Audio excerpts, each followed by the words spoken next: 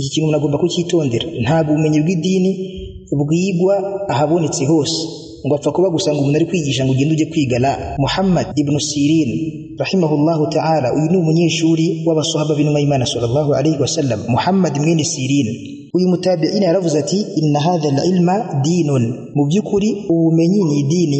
Fanzuru amman ta'khuduna dinakum, ngaho mujye mureba abo mufataho idini ryanyu, mujye mureba abo mwigaho. No kuvuga ubumenyi bw'idini ntabwo bwigwa kuwa ari we wese. Mbere yo kwiga ku muntu ugomba kubanza kumenya inzira akurikira, ugomba kubanza kumenya ubumenyi yize aho yabukuye, ese yabwize ku bantu ba sunna cyangwa yabwize ku bantu ba bid'a. Icyo ni icya mbere. Hamwe n'ibyo, umuntu ashobora kuba yarize ku bantu ba sunna ariko agatana, yasoza amashuri ye akaba hizbi cyangwa se agakomeza ibihimbano bye. Nabyo nuko bimeze. Nuko kuvuga umuntu kuba yarize ku bantu ba sunna, mu bigo bya sunna, mu bigo bikurikira inzira y'intumwa y'Imana sallallahu alayhi wasallama, ibyo ubwabyo ntabwo bimweza.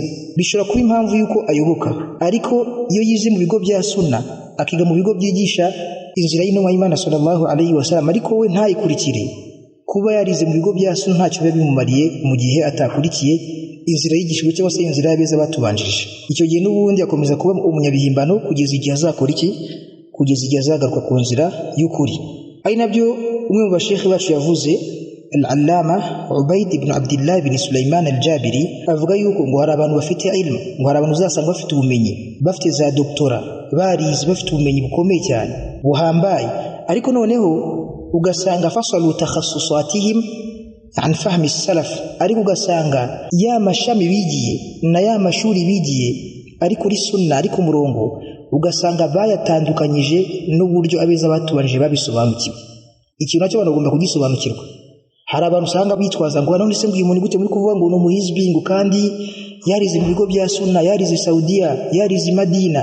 Kuba yarize Madina cyangwa se akiga muri Saudiya ni byiza, cyangwa se akiga mu bigo bya sunna muri rusange ni byiza, ariko kuba yararetse fahmu salaf, yararetse umurongo yigishijwe agakurikira ubuhizbi, agakurikira inzira yatanye, kuba yarize muri ibyo bigo ntacyo bimumariye, n'ubundi azakomeza kuba iki? Akomeza kuba umunyabihimbano, ntacyo bimumariye. Ku buryo rero kwiga mu bigo bya sunna ni impamvu ze y'umuntu gukurikira sunna, ariko iyo umuntu atayikurikiye ntabwo aba umuntu wa sunna. No kuba yarize ku bantu ba sunna ntacyo biba bimumariye. Hari abantu benshi cyane usanga bitirira ngo bize kwa Sheikh Ibn Uthaymeen, bize kwa Sheikh Ibn Baz, ngo n'abanyeshuri ba Albani, n'abanyeshuri ba Sheikh Muqbil al-Wadi'i n'abandi bamenye bagiye batandukanye, ariko ugasanga nyuma yuko bashika batabarutse barataranye bagasubira inyuma. Ariko no kugira ngo bashuke abantu, iturufu bakoresha ugasanga bakoresha iturufu, uyu ni umunyeshuri wa Albani, uyu ni umunyeshuri ngo wa Sheikh Ibn Baz, uyu ni umunyeshuri wa Ibn Uthaymeen. La, ibyo ubwabyo ntabwo byiza umuntu.